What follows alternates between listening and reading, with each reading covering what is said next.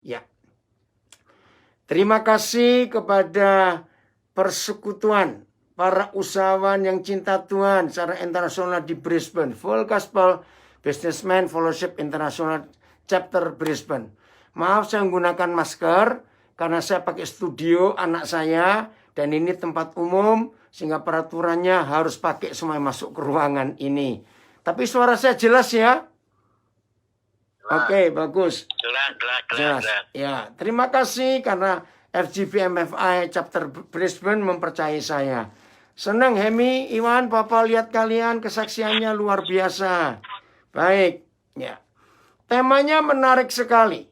Ketika beberapa saudara saya share tema ini, ada yang bertanya, iya ya, apa betul memang begitu? Ketika kita mempercayai Tuhan, ternyata kelihatannya sulit sekali. Nah, kenapa bisa begitu? Mari kita baca dulu 2 ayat yang penting. Ya, Yesaya 55. Yesaya pasal 55 ayat yang ke-7 dan 8. Ya. Yesaya 55 ayat 7, maaf. Ayat 8 dan 9. Yesaya 55 ayat 8 dan 9. Sebab rancanganku bukanlah rancanganmu. Dan jalanmu, jalan kita, bukanlah jalanku.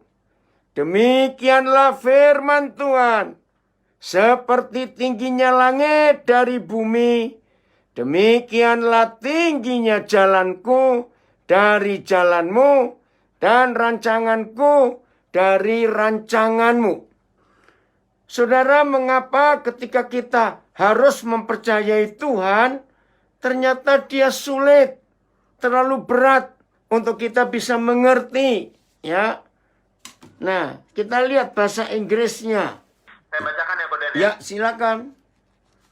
Oke, dari versi NLT New Living Translation, Ya. Yesaya 55 ayat 8 sampai 9. My thoughts are nothing like your thoughts, says the Lord, and my ways are far beyond anything you could imagine. For just as the heavens are higher than the earth, so my ways are higher than your ways, and my thoughts higher than your thoughts. Ya. Nah, kalau kita melihat dan membaca firman ini, maka jelas mengapa kita ketika sudah mempercayai Tuhan, tapi rasanya sulit untuk dimengerti. Ya, karena cara kita berpikir dengan cara Papa berpikir far beyond. Jauh sekali. Begitu pula planning-planning kita. Dengan rencana-rencana Papa di surga far beyond. Nah, maka kita harus punya satu sikap yang pertama. Setelah kita menyadari bahwa cara kita berpikir dan cara kita buat planning, rencana, itu jauh sekali bedanya. Maka ini sikap yang paling penting dalam hidup kita. Yaitu, saya beri pertanyaan. Ya, bisa dijawab. Maaf yang ikut Zoom. Saya lihat kiri kanan karena sebelah kanan saya ini Facebook saya. Yang ngikuti juga banyak. Yang sebelah kiri saya ini Instagram saya. Jadi maaf, saya harus lihat kiri kanan. Oke ya? Nah, kenapa Andreas tertawa, Andreas? Ya, jadi setiap kali saya... Sibuk banget. Oh iya, maka itu tiap kali saya webinar atau Zoom ini harus gunakan semua. Karena yang ingin tahu banyak. Ini ngikuti dari Belgia, dari Belanda, ya, dari Amerika. Mereka ngikutin. Jadi nggak cuma dari Australia, nggak cuma dari Indonesia. Ya, oke. Wih, keren. Keren. Selalu begitu. Keren. Kalau saya diundang untuk Zoom. Nah, Semangat. semangat ya. Oke, saya beri pertanyaan begini. Setelah kita tahu cara berpikir dan cara rencana kita dengan Papa di surga itu far beyond, jauh sekali. Ini pertanyaan penting. Berarti antara kita dengan Papa di surga, siapa yang harus give up rencana dan pikirannya? Ya, kita.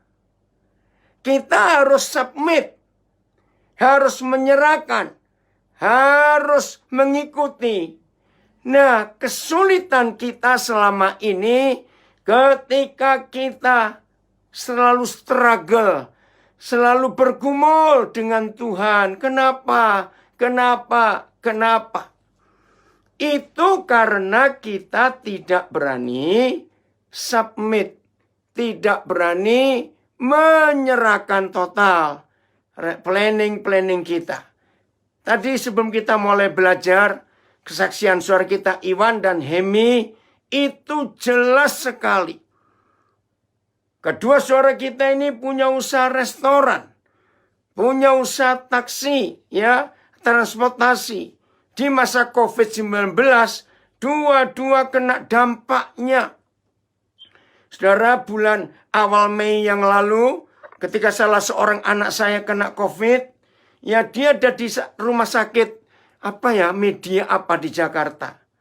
Nah, karena dia sendiri di Jakarta, dia itu anak yatim piatu. Waktu dia datang ke situ, dia masih bisa pakai taksi. Tapi setelah dites, dia positif dan rumah sakit itu nggak bisa menerima, maka harus dia jalan ke Wisma Atlet.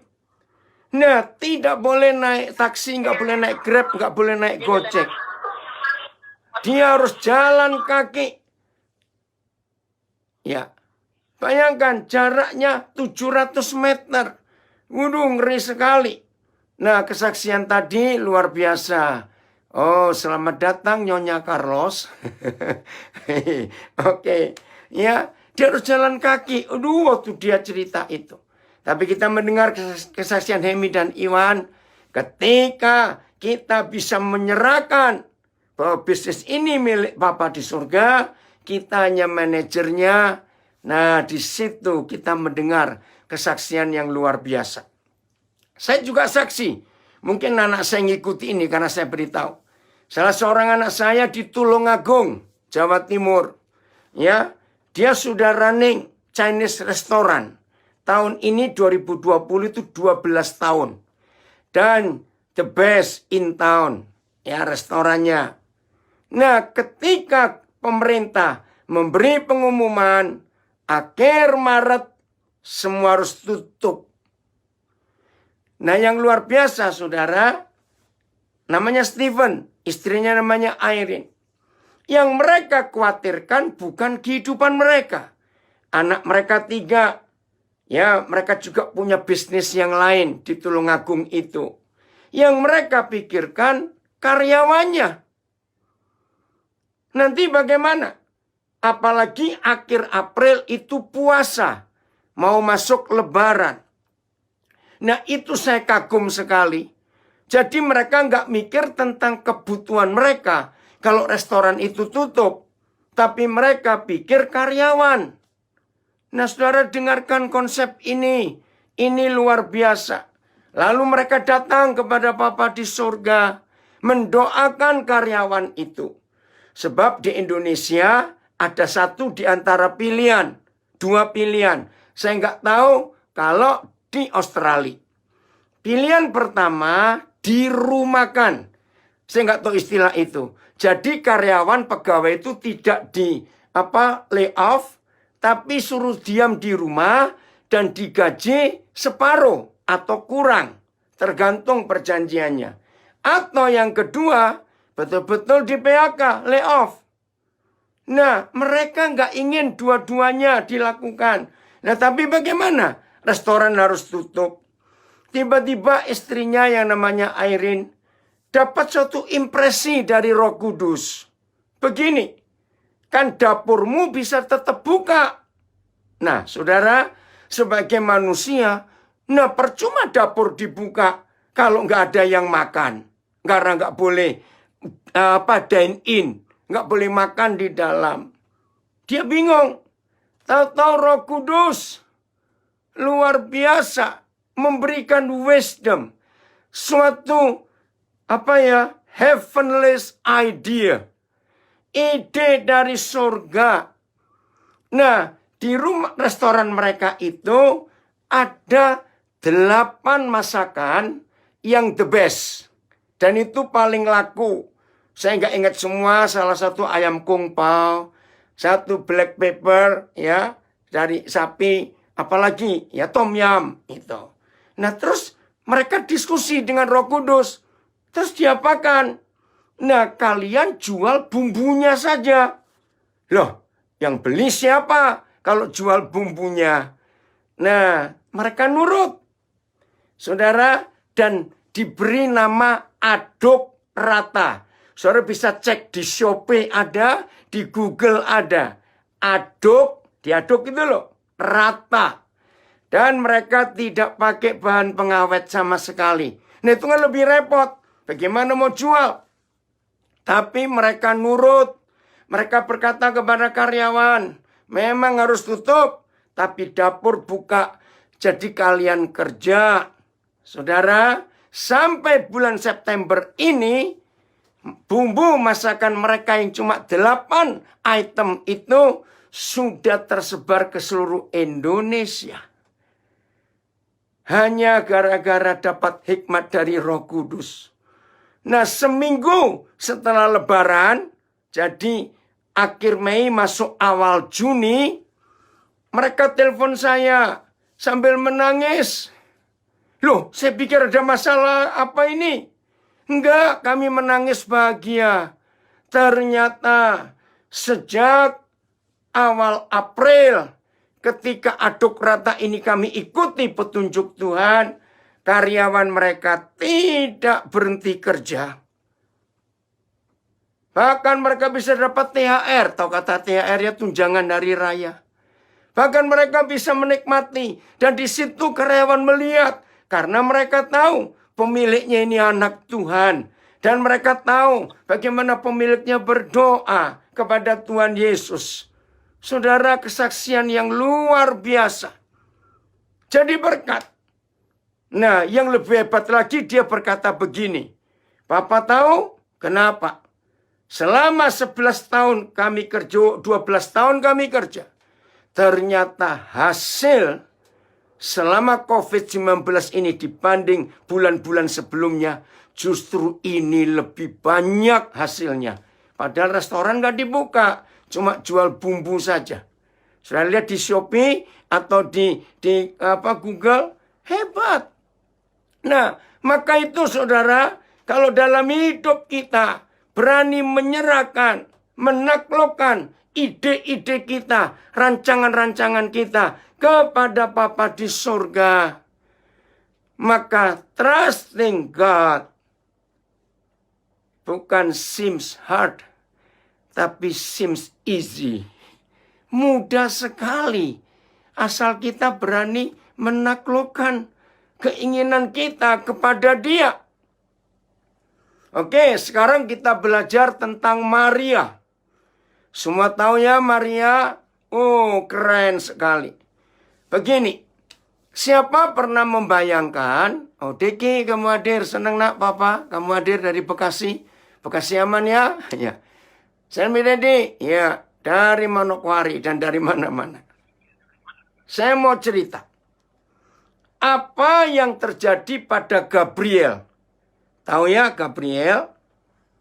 Kalau dia diutus ke dunia, mencari gadis yang zaman itu mau hamil sebelum menikah, tetapi Papa di surga tidak menunjuk spesifik Maria di Nazaret. Tapi Papa bilang begini kepada Gabriel, Gabriel, mulai besok kamu turun ke dunia. Cari gadis yang mau hamil sebelum menikah. Kira-kira Gabriel perlu berapa tahun ya? Turun ke dunia hari ini. Dia keliling-keliling. Hei gadis-gadis, siapa mau hamil sebelum menikah? Masih ingat hukum zaman itu? Berzina, di stoning, dilempari batu sampai mati. Zaman itu. Hamba Tuhan, gembala dari Karawang hadir, puji Tuhan. Saudara, berapa tahun? Enggak tahu. Hari ini turun keliling-keliling, enggak ada. Dia pulang ke surga lagi. Besok turun lagi cari tempat lain. Hei, siapa mau ambil sebelum menikah? Saudara, Papa langsung menunjuk kepada Maria. Kamu turun ke Nazaret, temui Maria.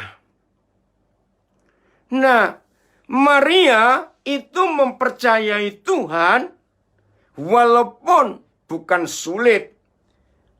Not just a hard, but very hard. Kenapa? Mati. Tapi kita buka Lukas 1. Nah, inilah bukti bagaimana Maria menggenapi Yesaya 55 ayat 8 dan 9. Saya baca mulai ayat yang ke-35.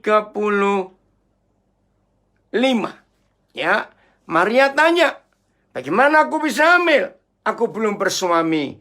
Ayat 35. Jawab malaikat itu kepadanya, Roh Kudus akan turun atasmu, dan kuasa Tuhan yang Maha Tinggi akan menaungi engkau. Sebab itu, anak yang akan kau lahirkan itu akan disebut kudus, anak Tuhan. Dan sesungguhnya Elisabeth, anakmu itu, ia pun sedang mengandung seorang anak laki-laki pada hari tuanya. Dan inilah bulan yang ke-6 bagi dia yang disebut mandul. Sebab, kata Gabriel, sebab bagi Tuhan tidak ada yang mustahil. Saudara-saudara yang sedang belajar bersama-sama, sambil kita memikirkan tema, berserah kepada Tuhan, percaya kepada Tuhan, tapi sulit, berat, susah. Kita belajar lewat Maria. Tadi kita sudah belajar lewat Iwan, lewat Hemi. Saya sudah sharingkan anak saya di Tulungagung. Ternyata yang betul-betul mau mengikuti jalan Tuhan, planning Tuhan, nggak berat. Nah, sekarang kita lihat contoh di Alkitab. Maria. Berarti dia harus mempercayai Tuhan. Saudara ingat, hukumannya cuma satu kalau sampai Tuhan nggak bela. Mati Maria ini. Mari kita lihat ayat 38. Apa yang terjadi? Carlos, tolong siapkan NLT-nya. Luke 1:38. Saudara, ini luar biasa kata Maria. Sesungguhnya aku ini adalah hamba Yahweh. Jadilah padaku menurut perkataanmu itu. Ayo saya tanya jujur. Kalau dibaca, enteng atau berat? Ayo, kalau dibaca enteng atau berat? Bacanya enteng. Enteng. Betul, Andreas. Bacanya enteng, saudara. Jadilah, sesungguhnya aku ini adalah hamba Yahweh. Jadilah padaku menurut perkataanmu. Tapi resikonya mati. Inggrisnya, Carlos. Oke, yang Inggris dari NLT version. Mary responded, I am the Lord's servant. May everything you have said about me come true. Yeah. And then the angel left her. And then the angel what? Left, meninggalkan Yeah, dia. left her. Oke. Saudara, ini kayak saya tiap kali baca ayat ini geli. Gelinya begini ya. Kalimat terakhir, the last word. And then the angels left her. Pertanyaan saya, lalu malaikat itu meninggalkan dia. Gini loh pertanyaan saya. Oh, goedemiddag, mevrouw Koning dari Den Haag. Ini anak saya dari Den Haag, ikut sudah ya. Jadi ramai tambah ramai ini. Nah, saya tanya kepada saudara, perlu nggak sebetulnya ditulis bahwa malaikat itu setelah dengar Maria jawab langsung pergi? Ayo, saya ingin diskusi. Siapa aja boleh jawab. Pak Suwiknyo boleh ikut jawab. Perlu nggak ditulis bahwa malaikat and then the angel left her? Saya pertama bingung. Iya, kenapa ditulis ya? Kan nggak perlu ditulis juga kita tahu. Ayo, jawabannya perlu tidak ditulis? Ayo, mana yang jawab? Kok nggak ada yang nulis?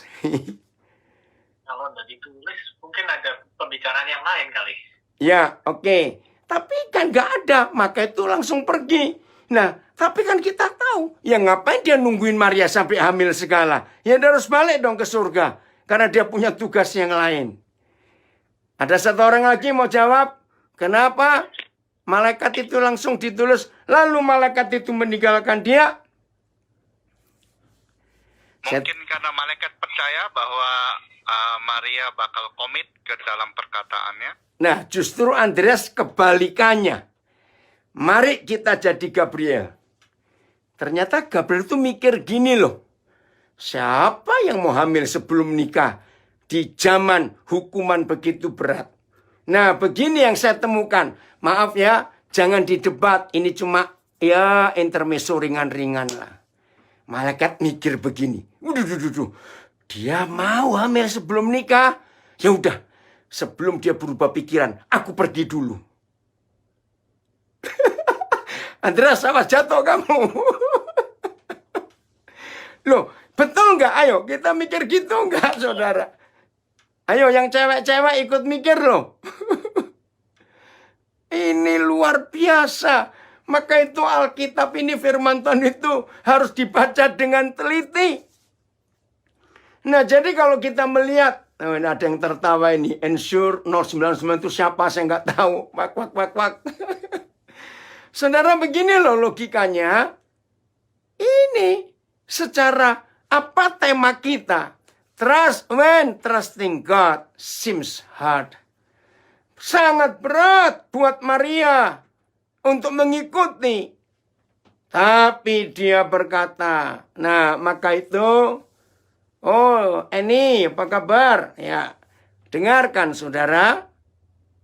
Tadi kita percaya di Yesaya 50, masuk akal intermezzonya. Baik, tadi kita sudah baca Yesaya 55. Karena cara kita berpikir, dengan cara Papa berpikir, cara kita buat rencana, dan cara Papa buat rencana, far beyond, jauh dari pemikiran kita, maka kita ambil keputusan, ya lebih baik kita yang menyerahkan semua planning, rencana, ide kita kepada dia. Nah sekarang tentang Maria, juga kita menemukan jawaban. Ternyata, untuk percaya, trusting God, itu tidak merasa berat kalau saudara dan saya punya sikap hati seperti Maria. Apa itu? I am your servant. Aku ini hambamu. Nah, kata servant itu artinya slave. Saya ingat zaman perbudakan dulu, tidak ada hak sama sekali bagi seorang budak. Nah, jawabannya, kalau ada di antara kita murid-murid Tuhan Yesus, ya betul, manusia suka berubah-ubah pikiran. Betul, Arnold Pinontoan. Maka itu malaikatnya cepat pergi sebelum berubah pikiran Maria itu. Nah, saudara, yang menyebabkan kita merasa berat untuk mempercayai Tuhan, karena kita punya planning, punya ide sendiri. Nah, Andre, kamu harus pegangan dulu ya. Om Den mau cerita lagi, pasti kamu akan lompat-lompat ini. Tahun 78, saudara, saya diminta mimpin retreat remaja, teenager, di pedalaman Kalimantan Tengah, Tamiang Layang. Oh, itu naik perahu ya, dari Banjarbaru, lewat 3 sungai baru sampai. Nah, judulnya Yesus itu Tuhan. Nah, setelah saya sharing cerita semuanya, saya tanya pada anak-anak remaja itu. Nah, sekarang saya tanya kepada kalian, apa hal yang paling sulit untuk kalian serahkan kepada Yesus yang adalah Tuhan kalian semua? Banyak yang tanya, oh luar biasa. Tapi ada satu saudara, yang saya mau marah, mau tertawa, saya nggak tahu. Begini, anak laki. Oh, kata-katanya sangat rohani, manis. Saya pikir ini di pedalaman, listrik aja nggak ada, TV nggak ada zaman itu. Tapi ada seorang anak muda yang begitu polite. Cara ngomongnya itu manis sekali. Saya sampai kagum ada anak itu. Jadi apa yang kamu takut untuk kamu serahkan kepada Tuhan? Dengar jawabannya. Jodoh, Om. Oh ya? Kenapa takut menyerahkan jodohmu kepada Tuhan? Andre, pegangan kamu. Saya takut dikasih yang jelek, Om, oleh Tuhan. Nah, saudara, saya tadinya mau marah. Oh, Parlot pernah pelayanan di sana. Tahun berapa itu? Ayo kita jujur ya. Setelah saya mau marah, karena ini anak kok begitu. Nah, waktu itu saya juga belum menikah. Ayo Andreas, kamu jawab ya. Awas kamu gak jawab. Ayo jujur. Kalau kita belum menikah, ide anak itu masuk akal nggak? Ayo jawab. Masuk akal. Masuk akal. Kalau Tuhan kasih yang jelek, bagaimana? Saudara, sejak itu saya belajar. Mengapa mempercayai Tuhan, trusting God, seems hard? Karena kita tidak mau bersikap slave, hamba. Kita punya planning terlalu banyak. Sehingga kita beranggapan Tuhan akan ngerecoki. Tahu kata ngerecoki? Tuhan akan nyampurin semua. Apa yang planning-planningku ini. Nah, bukan begitu. Kalau kita hidup di dalam kebenaran. Percaya bahwa Tuhan itu luar biasa, planningnya yang terbaik. Amin. Kita harus percaya itu. Oke. Yang berikut, Maria. Jadi nama Maria itu artinya, saudara, taat. Raymond, who hated Matthew? Dari Bandung ini, koordinator dari Bandung juga di Sadewa sekarang. Ini ada saudara dari Belanda, dari Bandung. Nah, sekarang kita belajar. Jadi Maria itu artinya taat. Maaf, saya cuma guyon saja. Kalau ada di antara kita yang sedang belajar hari ini, yang punya nama Maria, tapi nggak pernah taat, lebih baik ganti jadi Mario saja. Oke? Karena nggak pernah taat. Maria itu artinya luar biasa. Contoh yang berikut. Yosef in Egypt. Yusuf waktu di Mesir. Ayo, kira-kira masih ingat kisah Yusuf? Berat nggak ketika Yusuf harus mempercayai Tuhan? Ternyata yang dia alami justru sebaliknya. Dalam Kejadian 37, berat Pak Daniel, betul. Tapi ini yang kita mau belajar. Buat Yusuf tidak berat. Noh, kenapa? Karena sepanjang Yusuf mengalami penderitaan, siksaan yang begitu mengerikan. Tidak tertulis di satupun ayat tentang hidup Yusuf. Dia berdoa, dia mengadu, dia menjerit, minta tolong ke surga. Tidak ada. Dia enjoy, dia nikmati.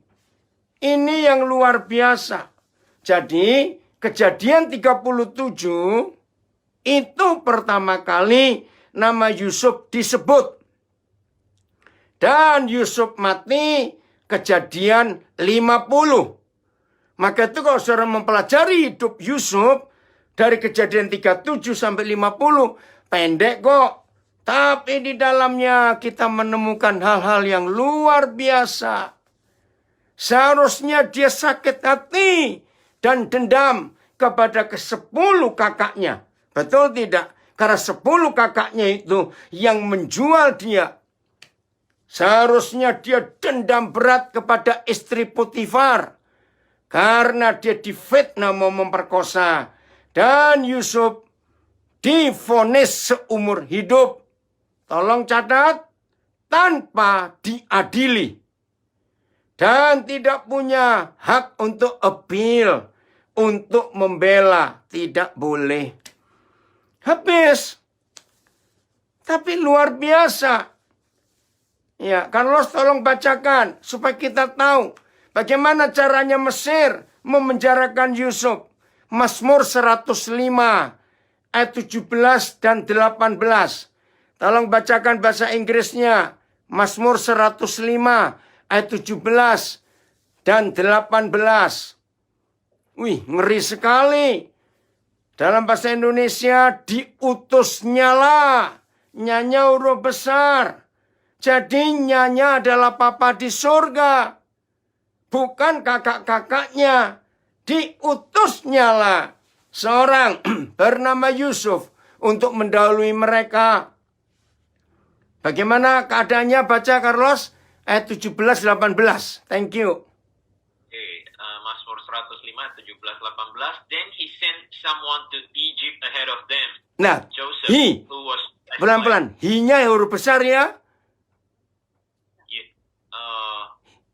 Dan he. Cuman NLT tulisan kecil ya? Oh kecil ya. Oke, tapi jelas itu Tuhan. Lanjut 18. Okay, they bruised his feet with fetters and placed his neck in an iron collar. Nah, iron collar. Bukan dasi sutra, merek Calvin Klein. Kakinya bruise. Ya, bukan tight. Bedakan diikat dan dijepit. Kalau cuma dibelenggu, diikat, masih ada loose kecil. Tapi ini bruise. Dijepit, saudara. Itu Yusuf. Nah, kalau kita kembali ke tema kita, itu nggak sekedar seems hard, tapi very hard. Nah, apakah Yusuf ngomel? Tidak. Dia tetap percaya Papa. Nah, ayat 19, Carlos. Ini hasil saudara dan saya berani trusting God whatever be. Apapun yang terjadi, kalau saudara dan saya berani trusting Him, mempercayai Dia, ini yang Tuhan kerjakan atas kita. Ayat 19. Until the time came to fulfill his dreams, the Lord tested Joseph's character. Oh, kalimat terakhir bagus. And the Lord what? Tested Joseph's character. Tested. Tested, ya. Iya. Mengetes. Wah, itu nggak ada di bahasa Indonesia. Terima kasih. Saudara lihat. Until. Indonesia sama. Sampai. Firman-Nya sudah genap. Fulfill his dreams. Nah, ketika kita mempercayai Tuhan, rasanya sulit. Ingat kesaksian Iwan tadi? Aneh. Justru di masa pandemi COVID-19, resto mereka, wah, aneh sekali. Sudah semua dibatasi. Nggak boleh ada orang dine-in duduk, hanya take away. Hemi harus jual salah satu taksinya. Tapi trusting God. Mempercayai Papa, saudara, itu penting sekali. Oh, terima kasih terjemahan NLT luar biasa. And the Lord tested Joseph's character. Karena akan jadi orang hebat. Kalau karakternya nggak dibentuk, mau jadi apa? Maka itu mari hari ini, saudara, kita jangan ragu-ragu lagi untuk berani mempercayakan hidup kita kepada Papa di surga. Karena kita tahu yang terbaik selalu terjadi untuk kita. Asal kita nurut dulu. Nah, saudara dengarkan ya bagi yang belum tahu supaya tahu. Yusuf sampai hari terakhir dia hidup di dunia. Ini yang luar biasa. Dia tidak punya rekor dosa sama sekali. Musa punya daftar dosa. Nuh punya daftar dosa. Abraham punya daftar dosa. Daud punya daftar dosa. Salomo punya daftar dosa. Nah, di perjanjian lama, Yusuf ini salah satu dari cuma 2 orang saja yang gak ada daftar dosa. Maaf secara umum ya saya berkata. Nah, saya jadi ingin tahu bagaimana anak muda ini difitnah habis-habisan, ternyata nggak punya daftar dosa. Tadi, Tuhan betul-betul bagi Yusuf nggak ada yang lain. Ya, dia trust the Lord. Serius.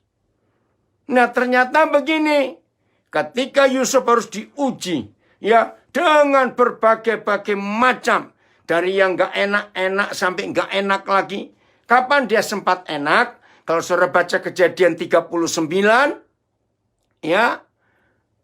Oh, Anita, kamu jatuh dari sepeda kemarin di Belanda. Tuhan menguatkan. Ya, Papa berdoa. Tuhan Yesus menyembuhkan.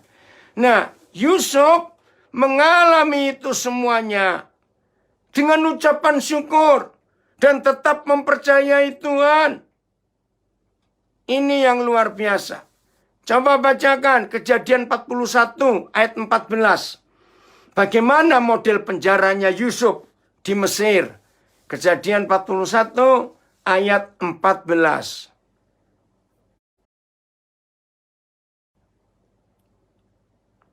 Ya, Carlos, silakan. Kejadian 41 ayatnya yang ke-14. Pharaoh sent for Joseph at once, and he was quickly brought from the prison. After he shaved and changed his clothes, he went in and stood before Pharaoh. Oke, Koden belum dengar penjaranya. And then Pharaoh. Ulangi. Pharaoh,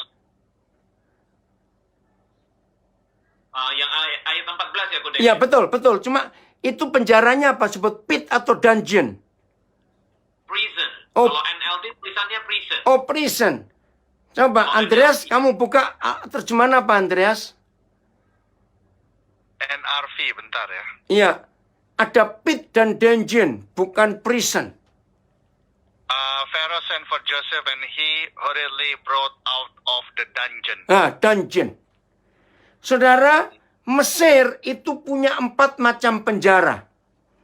1 prison, 2 jail, 3 dungeon, yang keempat itu dibuang.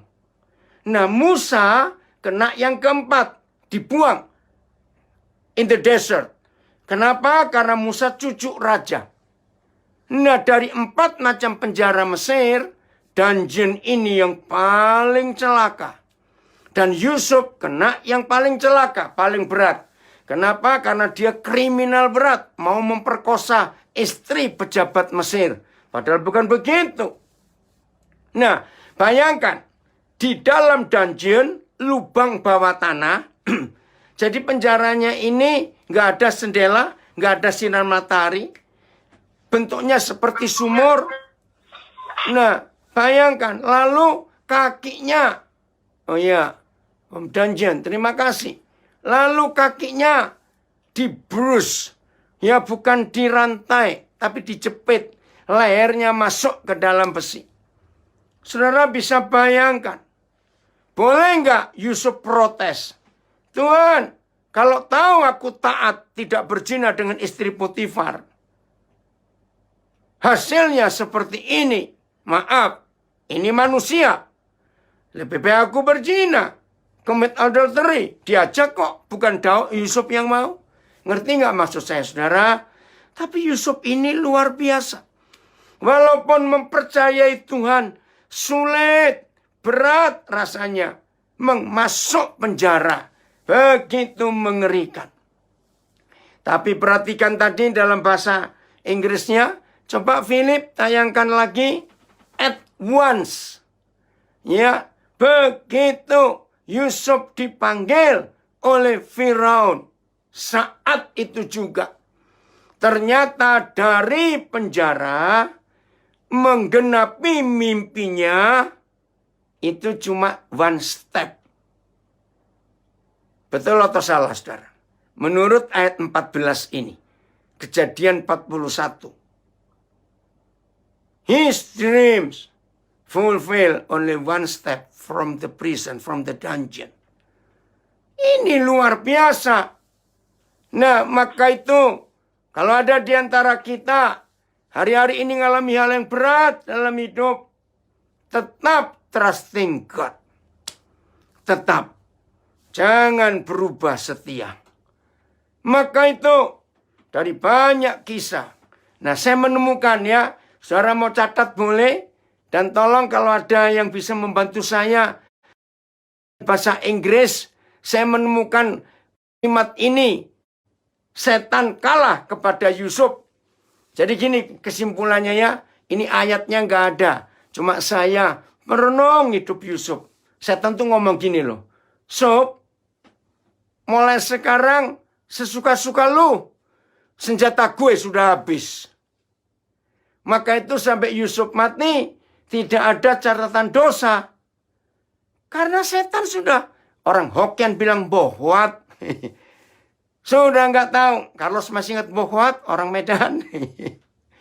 Nah, ternyata begini. Nah, tolong bahasa Inggrisnya, saya ingin tahu. Begini, Yusuf. Ya, saya temukan konsepnya. Ternyata Yusuf bisa menang atas semuanya.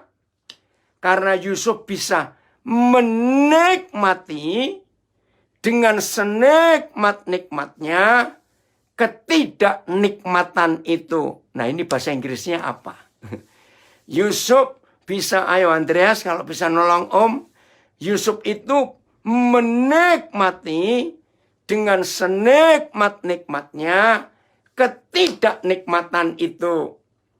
Nah, jadi kalau saudara dan saya mulai hari ini mengambil sikap Yusuf, bisa menikmati ketidaknikmatan dengan senikmat-nikmatnya, maka setan mundur semua dari kita.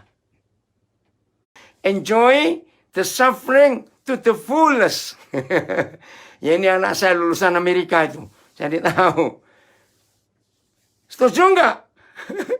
Nikmati. Setuju. Setuju ya? Nikmati ketidaknikmatan itu dengan senikmat-nikmatnya. Nah, kalau saudara dan saya bisa hidup pakai prinsip Yusuf, maka trusting God is not hard anymore. Karena kita tahu. Nah, disitulah kalau saudara dan saya mau hidup seperti ini, setan nanti minggir semua. Karena setan tahu percuma ganggu orang itu. Jadi ini logika saya saja. Satu hari ada setan yang kurang pintar. Toto menggoda Yusuf. Nah, ada setan yang pintar tahu. Ngomong, hei setan. Gue beritahu ya, percuma lu ganggu anak itu. Percuma. Jadi di antara setan-setan pun sudah saling memberitahu. Kalau Yusuf jangan diganggu, percuma.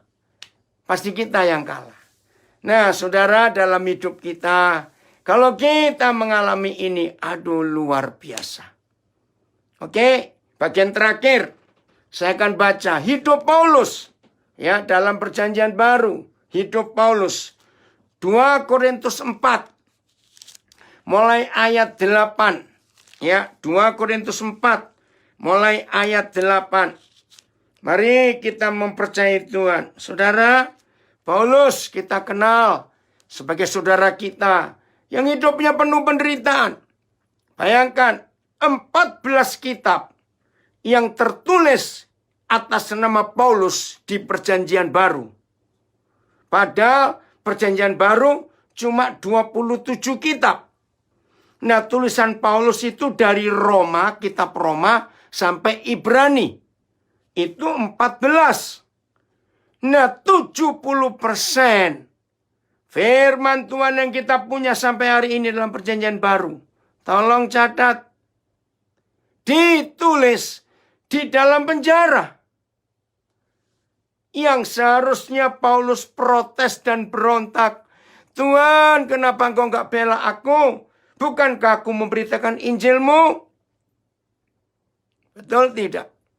Tapi justru dalam penjara itu, Paulus mendapatkan kebenaran yang jadi firman sampai hari ini.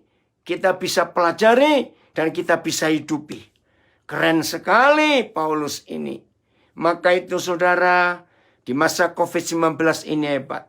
Tadi pagi saya webinar lagi, seminar lagi lewat Zoom. Temanya unik. Nah, kalau saudara ingin ngikuti, bisa buka Instagram saya, Facebook saya. Begini, itu dari anak saya yang di Denpasar. Ini saya lihat tadi namanya ada di Zoom. Wimko dari Denpasar. Wim, tadi pagi Papa khotbah dengan penemuanmu. Dia nulis begini. COVID-19 Academy. Setuju nggak? COVID-19 Academy. Itu tadi baru muncul namanya. Luar biasa, saudara. Memang, di masa pandemi COVID-19 ini, kita sedang kuliah. Kok nggak ada yang ngamen ya? Kuliah. Di sini kita semua diuji, dimurnikan. Amin. Kita diuji, kita dimurnikan. Maaf ya saudara, ini Indonesia. Ya, COVID-19 Academy. Betul, Carlos. Itu jadi keren sekali. Maaf, ya, di Australia nggak seheboh Indonesia. Gereja-gereja besar. Begini loh saudara, maafkan saya. Biasanya kalau sudah Jumat sore, para pemimpin pujian, worship leader, para singers, pemain musik, asyir gereja, bahkan istri-istri hamba Tuhan, bahkan gembala-gembala yang mau khotbah, maaf. Kalau sudah Jumat sore ke malam, semua saudara itu sudah sibuk hari Minggu nanti pakai baju apa, jas apa. Karena mau pelayanan. Betul? Tapi sekarang dengan COVID-19, aduh, ini seharusnya Minggu tanggal 20 September, saya khotbah di Jakarta karena dipikir sudah selesai. Yeay, Jakarta harus lockdown lagi. Maka tadi saya dapat kabar dibatalkan. Iya memang sudah nggak boleh lagi. Bayangkan saudara. Maka itu kita hadir di hadapan Tuhan tanpa yang wah. Dengan hati saja. Karena cuma di rumah. Nggak cuma work from home. Tapi Sunday service from home. Di rumah semuanya. Ayo kita mulai Tuhan. Nah ini dia. Ayat 8. 2 Korintus 4. Ya. Mulai ayat 8. Oh ya nanti saya kenalkan ini. Di depan saya ada anak saya Iwan. Ya. Dia tuh nggak apa-apa. Papa ngomong dia tuh masih muslim. Tapi senang kalau saya ke Bandung, dia pasti hadir. Saya ngajar di mana saja. Coba saya buka dulu supaya dilihat. Mana ini? Kok belum? Sudah kelihatan belum? Belum ya? Nah itu dia, Iwan tuh. Orang Sunda asli, saudara. Iwan, coba saya geser dulu. Mana Iwan? Itu dia. Nah, itu orang Sunda asli. Iya, bentar. Yang sini belum ini, yang sini belum. IG-nya. Udah ya? Salam. Nanti kalau saudara mau kenal, saya kasih nomor teleponnya, kontak dia. Tanya-tanya dia. Bagaimana dia belajar firman. Ya. Saya nggak mempengaruhi dia untuk pindah agama, tidak. Biar dia menentukan sendiri.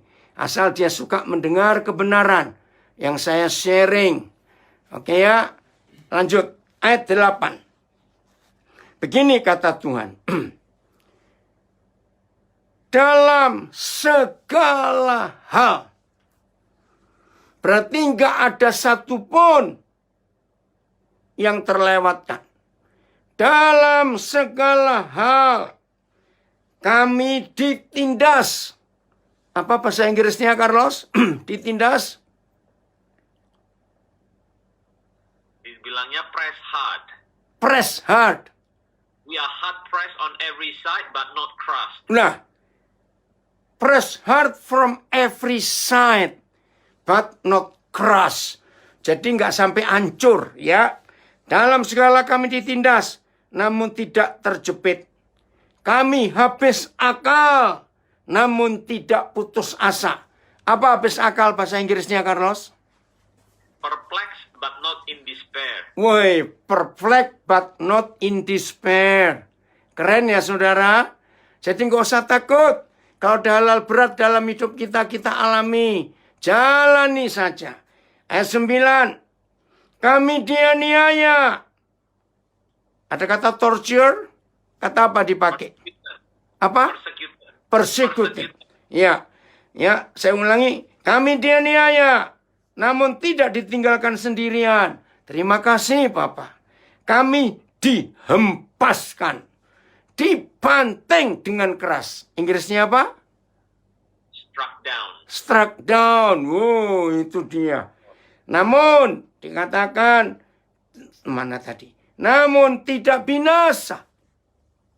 Nah, kata namun, but, Inggrisnya pakai kata but-nya, ini kuncinya, saudara. Maka itu ketika hal-hal berat terjadi di hidup kita, tetap trusting Him. Dalam semua situasi. Ayat 10. Nah, ini tujuannya, hal-hal berat itu. Kami senantiasa membawa kematian Yesus di dalam tubuh kami, supaya kehidupan Yesus juga menjadi nyata di dalam tubuh kami. Sebab kami yang masih hidup ini terus-menerus diserahkan kepada maut karena Yesus. Supaya juga hidup Yesus menjadi nyata di dalam tubuh kami yang fana ini. Carlos, tolong bacakan ayat 11. Saudara yang dikasihi Tuhan yang sedang belajar, bahwa tujuan kita dijepit, ditekan, dan diapakan saja. Walaupun berat dan sulit untuk mempercayai Tuhan, tujuannya adalah ini. Ayat 11, bacakan Carlos. For he who are alive are always being given over to death for Jesus' sake, Wow. so that his life may also be revealed in our mortal body. Nah, so his life itu menjadi nyata in our mortal body.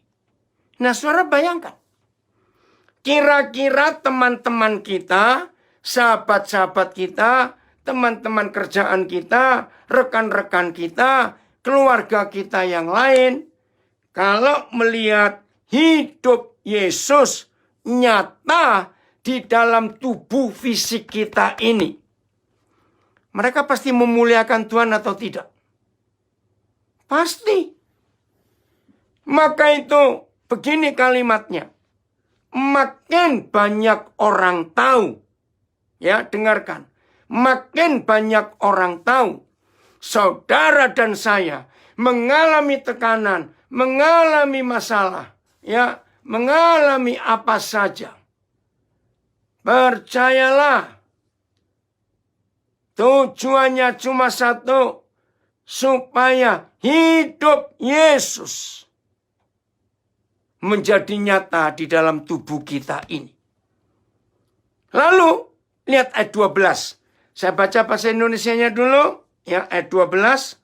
Maka demikianlah maut, kematian Yesus, giat, ya, selalu bekerja di dalam diri kami, dan hidup giat di dalam kamu.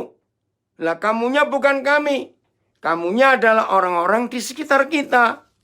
Maaf, yang melihat hidup kita. Inggrisnya, Carlos, ayat 12. Ayat 12. Oh, ini dia ya. So he lived in the face of death, but this has resulted in eternal life for you. Wow. Haleluya. Yang Inggris lebih jelas daripada bahasa Indonesia.